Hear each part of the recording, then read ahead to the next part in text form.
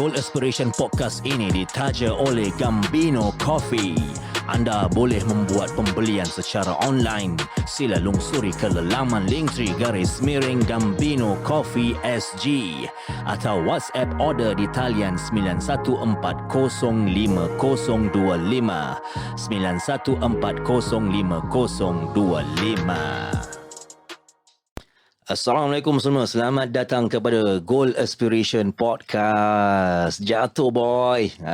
Dan saya host anda Indra Sahib. Dan saya Syema Alkaf. Ya, kita ada topik yang very interesting kan. Bila-bila mau steady baru boleh jadi.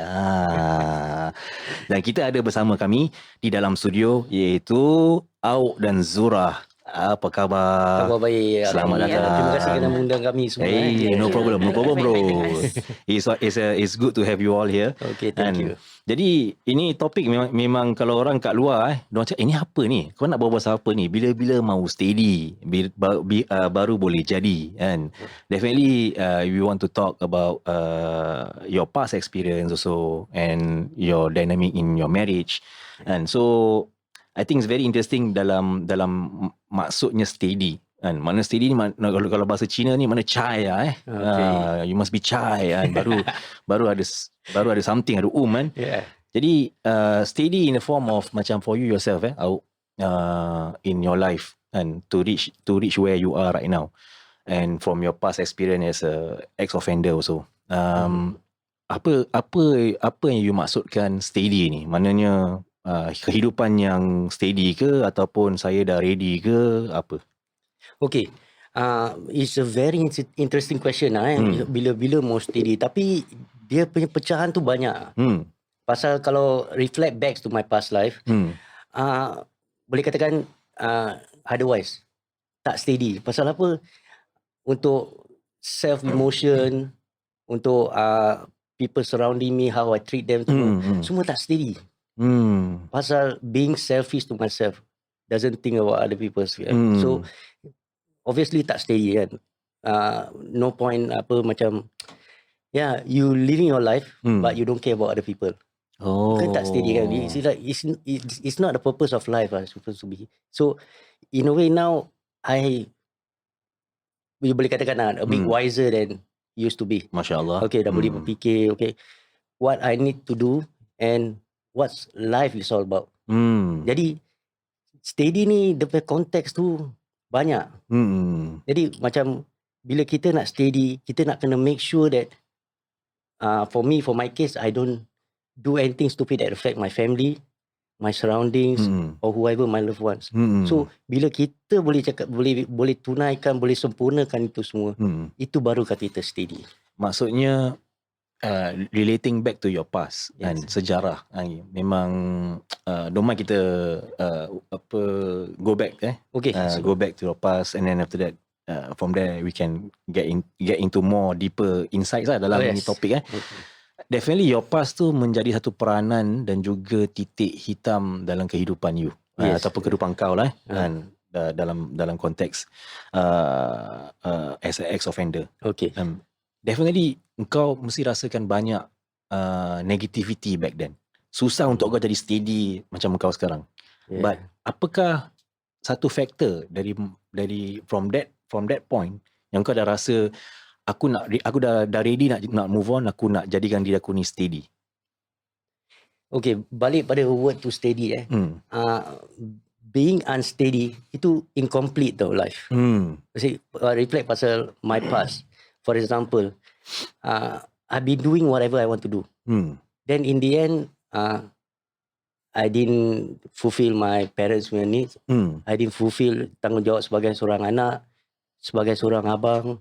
And then my previous marriage, I tak sempurnakan hidup diorang semua. So it's like the thing is macam apa tau. Bila kita bikin macam I lead the way to my old lifestyle. Tapi dalam hati, dalam kepala otak ni mesti macam rasa kekurangan. Macam feeling apa tau, dishonest. Towards siapa? Towards myself Diri sendiri. Rasa ni steady tapi macam kekurangan. Then satu hari tu datang itu macam satu kira kick on the head lah, betul-betul macam Inspirasi ya. inspirasi. It came about when I'm a multi-timer. It Okay. came about when both of my late parents passed on when I was incarceration. So bila 2005 my late dad passed on. Then 2006 my late mom. So one after another kan. That's where it really macam betul-betul I need to do something right. So I just have to keep strong lah. Then to gain trust back from my sisters, I got 3 sisters, so nak kena gain back itu trust balik. Pasal they are going to hate me because loss of 2 parents, and then the elder brothers is never change everything kan. And not contributing to the family lah. Back to the thing, they will say my brother tak steady lah. Right. So that kind of thing kira. Then I reflect balik lah. Actually, what's my responsibility? So that's where I start slow. Pasal my previous life, everything rush. Macam keluar kabut, nak achieve ni keluar kabut. But in a way, semua shortcut. Semua disaster. You never gain anything. Never gain anything. So that's where I found out that there's no success that come from a shortcut. Aku just want to touch on the part where engkau punya late father and mother pass away while engkau dalam prison. Yes. Definitely itulah waktu-waktu yang paling gelap dalam hidup kau. Yeah, really. Waktu-waktu yang paling susah sebagai seorang individu, seorang anak kan engkau melalui liku-liku kehidupan itu. Apa yang buat engkau membangkit balik? And definitely yeah, we will talk about the down. Yes. And tapi apa yang buat engkau ni membangkit and sehingga engkau become a very a better version of yourself right now? Okay. First of all, a lot of promises tak dapat fulfill, especially from my parents. So that kind of thing, bukan every year, kira every moment I thought of them, it will reflect me strongly to just keep on going. So alhamdulillah, bila melawat kubur orang pun tersenyum daripada selalu melawat macam menangis. Sekarang macam jumpa, even the last visit I went there, she's busy. So I went there, she asked me, do you cry? I said no, I didn't cry. You don't have to be shy if you cry. I said no, I didn't cry. I feel like very open. Pasal maybe the small thing yang I dapat achieve is the thing that make me feel contented. And I know deep inside they will accept these small steps. They will appreciate. Yeah, they are the first person I want to please. So I feel blessed lah. I dapat fulfill sikit-sikit. And then my sister gain trust. My wife also give me full support, everything. So that kind of thing keep me moving until now. Wow, amazing. Then talking about Zurah giving kau support, Yes. aku rasa very interesting in a way where Zurah, you yourself is a housewife, Yes, housewife. I used to be a housewife. Used to be a housewife. Then awak jatuh sakit for one period of time, betul tak? No. That was my arwah husband. Husband. Oh, sorry. That was before I met Awak. Yeah. Okay. That was my downtime. Oh, that one's your downtime. So that's your late husband lah. Yes. So your late husband used to be sick, and after that you have to go back to the workforce and then After 10 years. jaga your family kan? Yes. A family of 3 children. 3 kids. I think that itself also is a very difficult process for you, and maybe That was your downfall also Yes. lah at that point. maybe you want to How share you skit on that struggle that you have back then. Okay, the struggles was very real. I was married for 10 years, and then I was a housewife, and then he falls sick for about a year plus. Yeah, it came to a point that we went through every treatment, but it's not getting better. So through the last stage, he was on life support machine. So doctor asked me to make a decision as to when I wanted to pluck out the wire. It must be very difficult for you family members to go through that period. Yeah, and during that time, my kids is only like primary 5. The eldest. Yeah, primary 5, primary 2, and the small one is only about coming to 1 year. Yeah. So it was like a very tough time for me. It's like I got to struggle between family, him, and also the kids. And to make the kids understand what I'm going through, it's not easy. Well, it's not it's not as easy phase for you. I think memang losing someone that is very dear to you, and then after that, after a few years, you married out ke apa? Yes. That's the After he passed on, I actually don't have any intention to remarry. okay. Yeah, my intention It's always was, like that, right? Yeah, it's like my intention is just like to be strong for the kids, be there for them, you know, build up the financial. Yeah, because we went through quite a bit lah for that time, and then I realized that at the end of the day, you feel lonely. Because you need someone to talk to, companion. companion. Yeah, talking to the kids and my mom is not the same. Right? It's not the same. Yeah, certain things you can share with your mom, but certain things you can't lah. Correct. Yeah. So that's where my one of my friends actually told me that why don't you go to social media and try to meet someone. Then we met through social media. Interesting, right? Interesting. Which one? Facebook, Instagram? Moose match. Movement. But the funny thing is that Okay. once I knew her, I know her on that social media, then I stopped. Yeah, it's okay. like So that means That means you uninstall the Moose Match lah. Yeah, he deactivate lah. Deactivate. Yes, of course. Yeah. But I didn't have the intention like to settle down. It's just like to have a companion to talk to. And then didn't expect that, during the process I actually fell in love with him. actually the main concern for me at that period of time, one of the thing that make me concerned is our age gap. What's your age gap between apa kau 16 punya age gap dengan Zurah? 16 years. Yeah. Oh. But that You time don't look older than Whatever your age. Because I can't tell. sweet. Betul. kembang. Okay. But that time kau dah fully reform lah. That means Okay, that time aku belum fully reform. Okay, that time I was still in Jamia halfway house. Tell them about Facebook. Okay, talking about my recovery journey. The first thing I have to do is to be honest to myself. Okay. And to be honest to others. On our first date, I declared to her. She was worried that macam first we communicate through message. Then she's macam funny. How come at night this guy doesn't reply? Yeah, at Is night he a married guy he was silent. or what? He won't or reply to my something like messages. that. So actually, I was in halfway house. But on the first date, then I told her off lah. I have something to tell you. I was driving, She was worried, and she thought I'm going to say that I'm a married man. But actually, I'm telling her, declaring to her that actually I show her the tagging. I'm an ex-offender. I'm residing at Jamia. For some people out there, korang tak tahu apa itu Jamia Halfway House. Yes. And Jamia Halfway House ni dia macam a reformative center. Yes, exactly. Dia macam an option for orang for ex-offender lepas keluar prison, instead of balik ke rumah mereka masing-masing, they will be under the banner of this halfway house. Diorang masih boleh bekerja, betul tak? Yes. Diorang masih boleh keluar bekerja dan diorang ada curfew balik what time to what time. Exactly.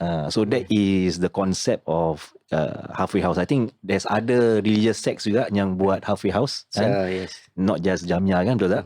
So a bit background on Jamia halfway house lah. So during that time kau masih lagi dengan dalam recovery mode, and kau bertemu dengan ataupun berkenalan dengan Zurah. Yes. Ada tak macam kau merasakan diri aku tak tahu, aku confident whether and aku can move on with this persahabatan, perjalanan yang kau nak lakukan dengan Zurah, ataupun you yourself macam rasa dia boleh terima aku tak, aku ni ex-offender tau kan.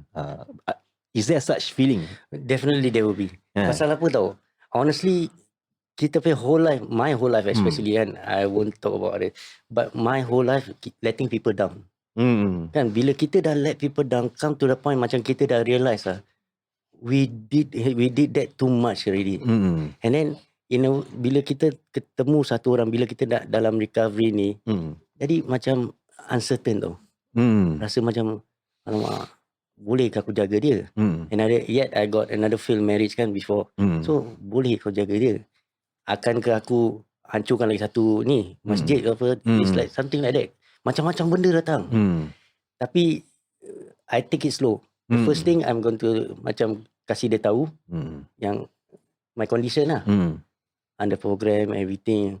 She was shocked and she say she don't mind lah as long my niat. So from there lah itu. Tapi tak boleh deny lah. Every time kita meet or every time kita talk, mesti ada rasa macam uneasy lah pasal pada diri kau sendiri. Aku belum dapat tu self-esteem. Itu self-esteem kita ex-offender ni, kita punya self-esteem very very low.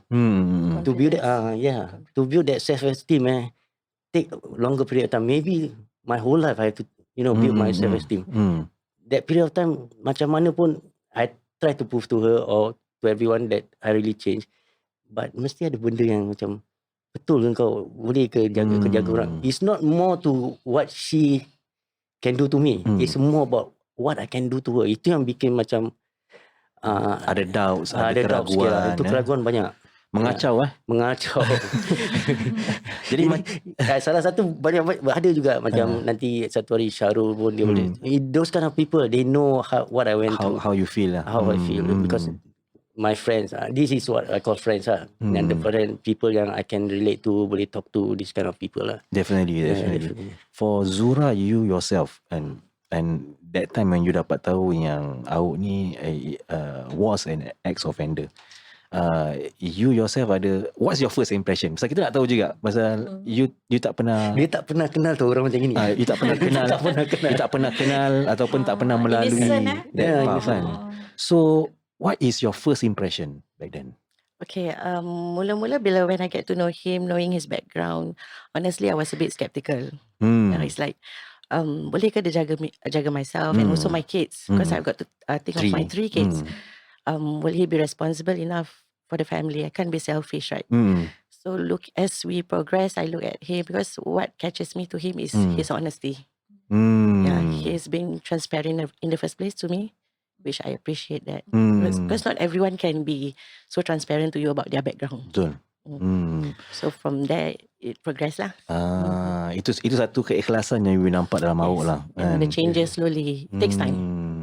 And then you dah berkahwin dengan awak dah for how long dah?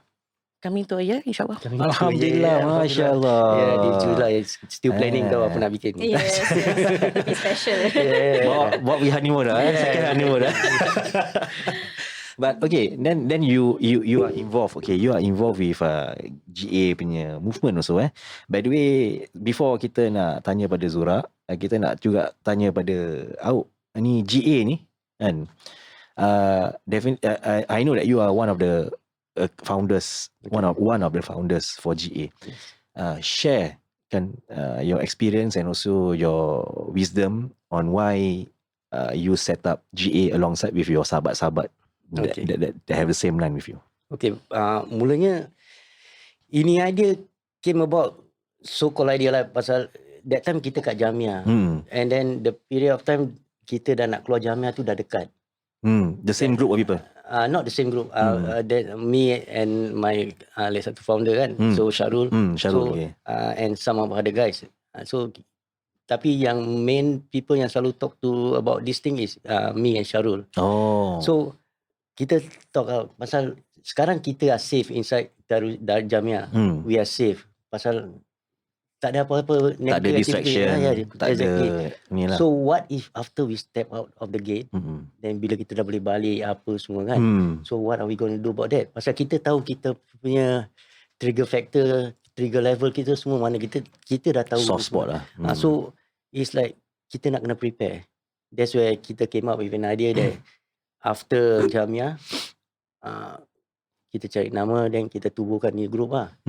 Jadi he agreed to it. So it's not easy for both of us. In the beginning, pasal people like us yang tak ada knowledge tentang this kind of thing, how to set up everything, it's not easy.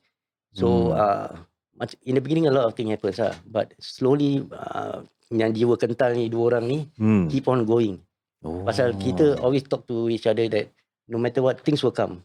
Benda-benda yang macam merepek-repek ke, negative vibe apa semua, haters will come. So the main thing is that kita just keep going.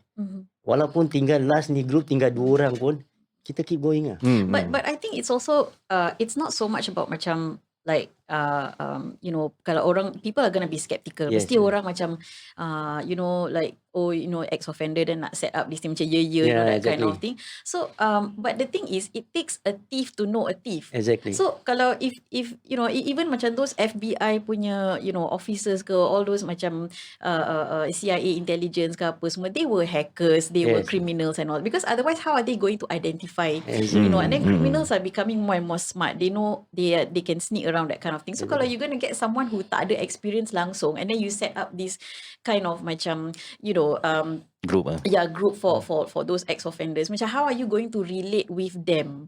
Exactly. That's the itu yang orang tak faham. That's the point that yang we have tau. Pasal that's why the motto over here that we always stated that serving through experience. We don't have credentials, we don't have certificates, we don't have PhD or whatever.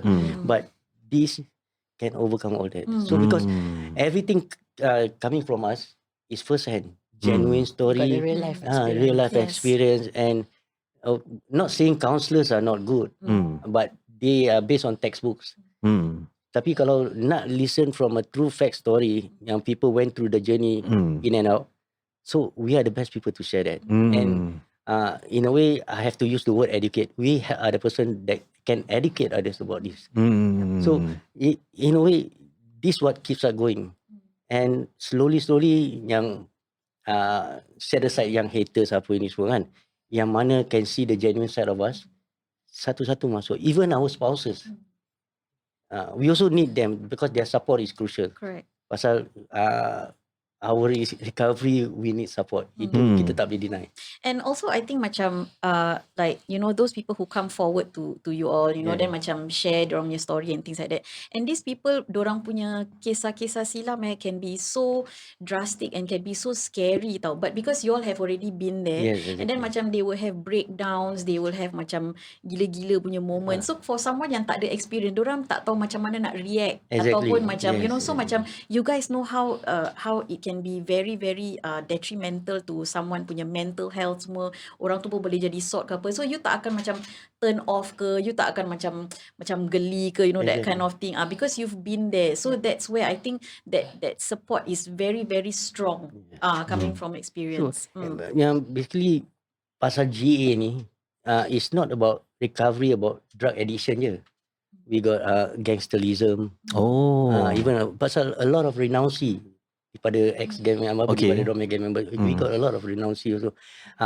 Yang dah betul-betul belum renounce tapi macam dah tarik diri pada kumpulan. And they are finding ways to macam get back on track lah. Yang mental health issue pun ada. Those kind of topic macam ada tentang broken family. Those kind of topic kita boleh cover up. Pasal kita ada individual. Because everything is related actually. Everything is related. So the word recovery is not based on drug addiction aja. So kalau alhamdulillah ni podcast ada, kita boleh sebarkan yang it's not just about the drug addiction. Mental health issue, you got family issue, you can relate to us, we can help you out. So about gangsterism, kita boleh reach out to youth at risk. Currently you also tengok yang youth at risk sekarang. Betul. Dah jadi kita tengok social media pun jadi takut. This is my time, it didn't happen this way. So it's like pengaruh lagi kuat. Not just youth, actually they are getting younger. Primary school aja dah start macam suicidal. So that we want to reach out to any association or organisation yang need us to macam support them, to give talks or sharing, be it at school or anywhere. So we will come down like share them the part of what we went through. Interesting. GA definitely plays a very big part and role in your life bagi kehidupan kau. Dalam masa yang sama juga GA juga memberikan pengaruh yang kuat kepada Zurah. Pasal you know and you know Awak before he established GA, and now he's have all these advancement and events yang dia lakukan dalam konteks give benefits to the community then on the banner of GA. How does that affect you? It affected me a lot actually. So before I got myself committed to GA, I never done any community work. Yes. So when I got to know him, and then he established a good Aspiration, and then from there I see his commitment is like every week. So I was like thinking, why is he so committed to GA? Yeah. So he actually invited me over, and then the first occasion we did was the Hari Raya kan. Hari Raya bagi abuan lah. So from there I can see that doing the community work, giving to the needy, it gives me the satisfaction. It's like kita fikir kita susah, tapi ada orang lain lagi susah. Yeah, and then looking at the kids when they receive the goods from us, it's like they are so touched, and it really makes us. So kita pun seorang mak kan, Yalah, so betul, we can feel. So it feel great to do something back to the community. You feel happy with that event that you do. Yes, I feel happy and then contented. I want to do more. Yeah, so that's where I want to get involved with him, with the organisation as well, and do more. Yeah, maybe helping the woman side doing counselling. Yeah, we are also all taking up counselling courses, upgrading ourselves. That's good. Yeah, so I hope we can, contribute back to the community. Definitely for Awak kau aku can say kau beruntung kan, syukur yang kau ada seorang isteri yang sangat supportive kan. Yes. Pasal lah regardless kau punya background, tapi apa yang kau nak lakukan pada masa depan kau, apa yang kau nak achieve pada masa depan kau itu lebih important Exactly. dan dia memberikan sokongan yang padu kepada kau. Apakah makna sokongan itu pada kau? Wah. Ini betul very deep tau. Bila aku nak cakap gini bila kau tak pernah, contoh dia, ini satisfaction kau tak pernah rasa tau. Bila kau new to this kind of feeling, kau tak is speechless. Even your own individual vocab pun tak ada that kind of feeling how to express it. Because I was fortunate. Because the first time fail, this second time is a blessing. Masya-Allah. So alhamdulillah ketemu orang yang betul dapat menyempurnakan hidup aku ni. Lagi dalam segi apa pun, lebih-lebih lagi dalam support. Pasal dia tahu setiap kali aku remind dia yang aku tak boleh recovery alone. Aku perlukan support. That's where dia understand that thing. Without saying everything, automatically she will be beside me. Everything without saying pun she do it for me. It's like, this is a blessing pasal kita selalu believe kan, kalau kita buat satu perkara yang baik, insyaAllah perkara yang baik akan datang. Jadi alhamdulillah ni pemberian daripada Allah. InsyaAllah. Masya Allah. I think for both of you, and I really admire lah, and the way you all progress for you yourself, Zurah, and going through hardship, and back in the days where you were a single mother, and then now with our you managed to find a new inspiration, aspiration to help others. The new meaning in life to help others. I think that opportunity is very unique. And what do you want to achieve and with GA moving forward now? I will want us as a group to progress further. Inshallah, we have much more project upcoming, and then I hope we can contribute back to the needy people, to the organisation, giving support. Yeah, I hope we can do more. Wow, best. And I think also macam to expand to many other groups of people lah, like women, yang abuse or victims of abuse, or like the youth at risk, so many different groups out there also lah. Interesting.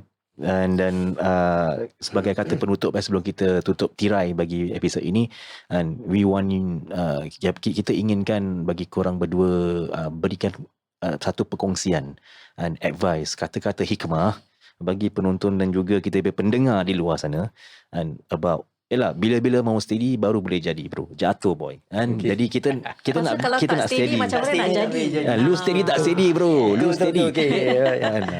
Jadi silakan. Start first? Just carry on. Ladies first. Gentleman. Okay. For me, no matter what in life, you always have your ups and downs. Do not give up. Okay, and be strong. because going through what your hardship, it will make you stronger, and you learn from your lesson. And also in terms of our marriage, I would advise that to have an open communication. Yeah, spend more time together, and also forgiving. Yeah, so when you are best. forgiving, you're actually bringing yourself together rather than pushing away. Yeah. Very good. Okay. Ni untuk yang menonton ni lah. Yang mana nak dengar motivational word. Okay. For ini not only targeted to drug addiction lah. It's for Everyone everyone. So basically I always tell my group about not doing thing halfway lah. Pasal nothing can be achieved halfway. Sama dengan recovery. Kalau kita face any issue or face any difficulty, make it we go all the way. You cannot complete what you want to do halfway. And when you want to do halfway, it might lead you to shortcut. That's where jangan pergi ke sana. So whatever you want to do, get a license or whatever you want to do, get married or go for an holiday, do it all the way. Never do halfway. Same as goes recovery. Okay.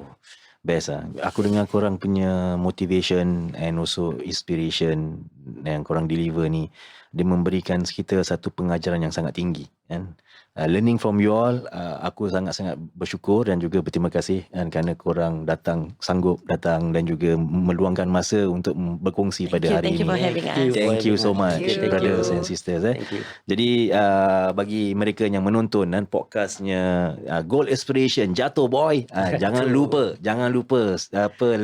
likekan page kami di social media, Facebook, TikTok dan juga Instagram, dan kita akan bertemu lagi di episod yang akan datang. Dan signing off from episod kali ini, saya host anda Indra Sahib Dan saya Syema Alkaf. Assalamualaikum warahmatullahi. Waalaikumsalam. Bye-bye. Ya, jangan ke mana-mana. Kami ada Product Talk selepas ini dari Max Nerve Trev Track. Assalamualaikum semua, selamat datang kepada Product Talk Max Nerve Trev Track. Dan jadi kita nak sembang kopi lah hari kan. Lagi-lagi pada Gambino Coffee. Jadi ini Gambino Coffee like we have discussed. Dia punya product range ni kan memang banyak Tapi nak tanya juga Anwar, which of this range yang ramai orang suka? And apa flavor yang orang suka? Okay, actually people suka macam-macam lah. So, preference yeah, preference. Like some people like their coffee with, like pure black. So then we have lattes. And our lattes have different kind of flavor. Some people like mocha. Some people like hazelnut with their coffee. Some people like vanilla taste and all that. So kita ada all these flavor. So for the coffee itself, the 8 flavors is actually we have cold brew black. That is pure black coffee, no sugar, no added anything. For me, it's the healthiest lah. Healthiest coffee bitter in the range. Bitter, but I love it lah. That's my favorite lah. And the second one, for me, this is my range from the healthiest and the normal coffee lah. The second one, we have a normal latte, flat white, non-sugar. So this is you have the milky taste lah. For the coffee, the cold brew coffee. Then the next one will be all the other flavors. We have hazelnut. Mocha.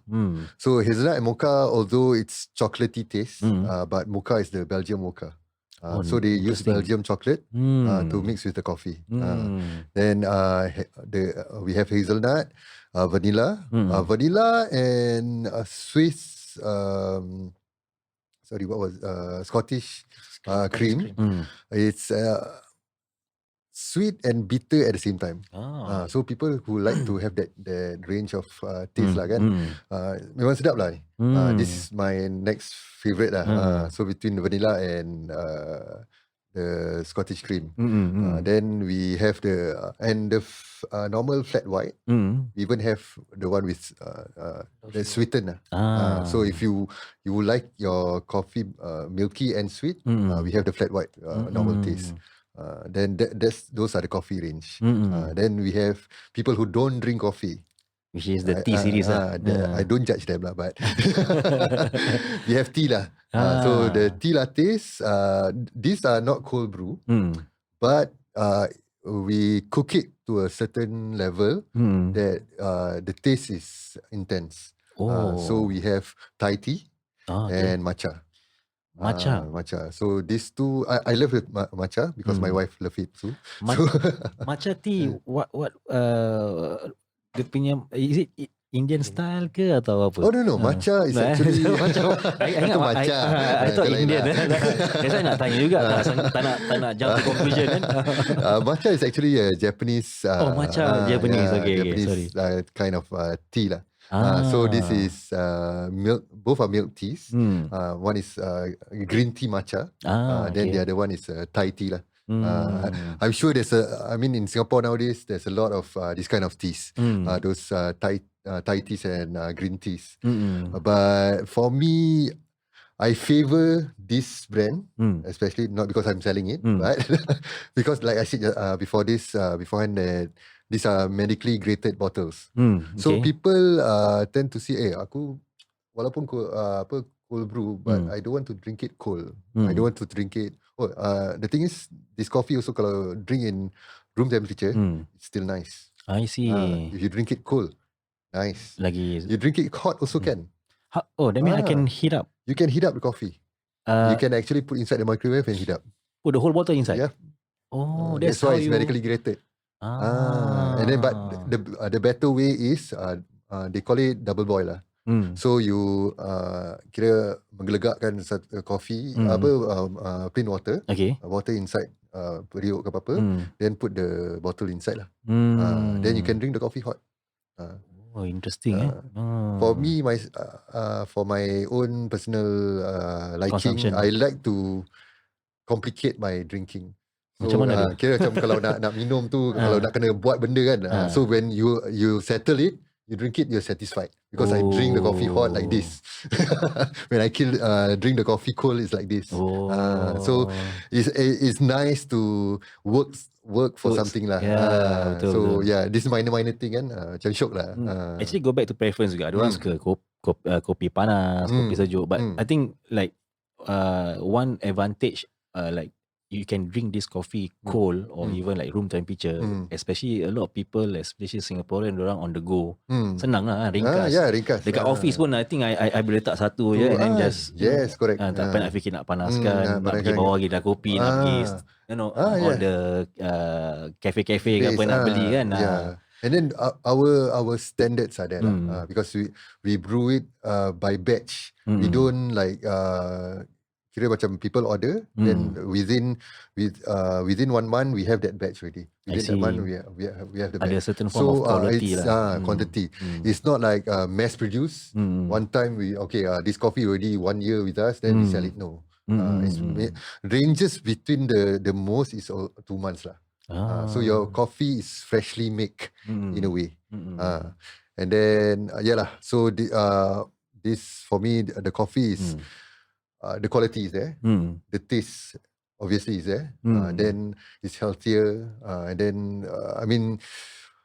as a coffee drinker and a tea drinker as well, the taste is fantastic. It complements. Complements.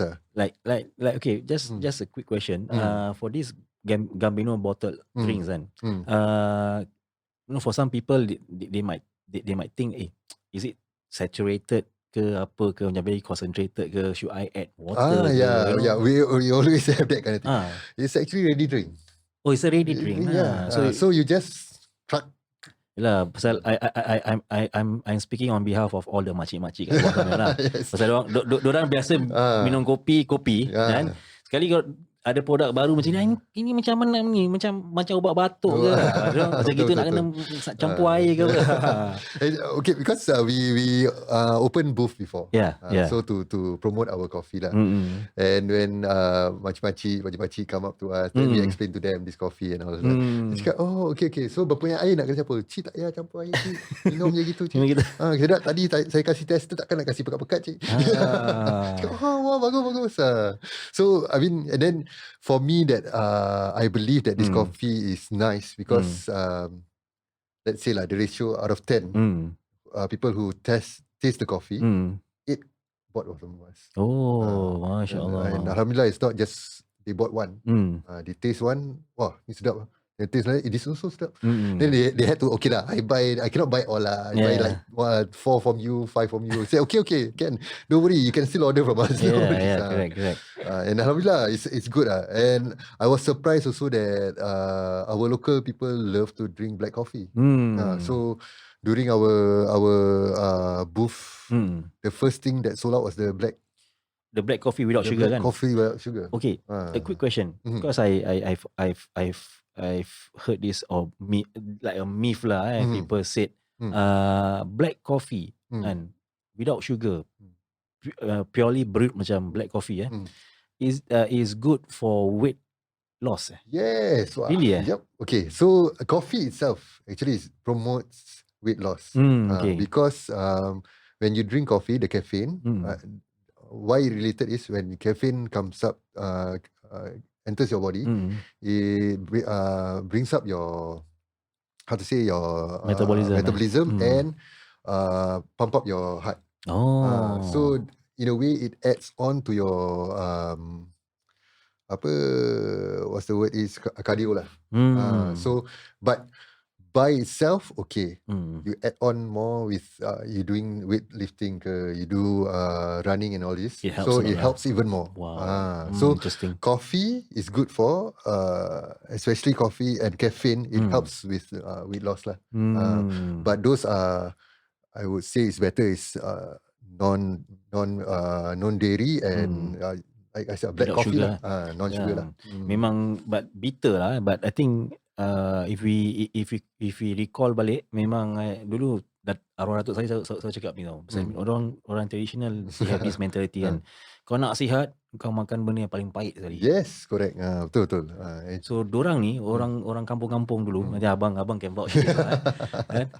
Dorang memang benda yang apa-apa yang pahit, jamu ke apa ke atau sayur-sayuran yang ada yang pahit apa dia panggil tu sayur-sayur? Peria ke apa. Dorang memang pandai because this is all nutrients for them. I think black coffee especially. Yes, no wonder is a hot selling that's item. right. So I was quite surprised and alhamdulillah, I look at how Singapore culture is, that people are driving towards a healthier life. So when they come up to us, normally people will say, which one is the least sweet? So the local culture going towards a healthier lifestyle is fantastic lah. And alhamdulillah, we can go into that as well. We have that kind of choice. If you want a healthier drink, we have. You want non-sugar. Even the brewing itself is a healthier brewing because it's a cold brew rather than a normal brew. Just now you mentioned you use mineral water yes, compared to other distilled water ke apa we add on a bit of luxury in it. I think it's quality. Yes. Quality and luxury. Quality premium. Jadi for those listening and viewing, jangan lupa to order Gambino coffee, and the link and description context we will provide after this video, insyaAllah. So thank you so much Anwar and juga Abang Mat Max to coming down to the studio and share your knowledge with us. Thank you for having us. So thank you so much. We wish you all the best for your success, insyaAllah. Amin ya Rabb. With that, signing off from the Product Talk, I'm Indra Sahib. Assalamualaikum warahmatullahi. Waalaikumsalam.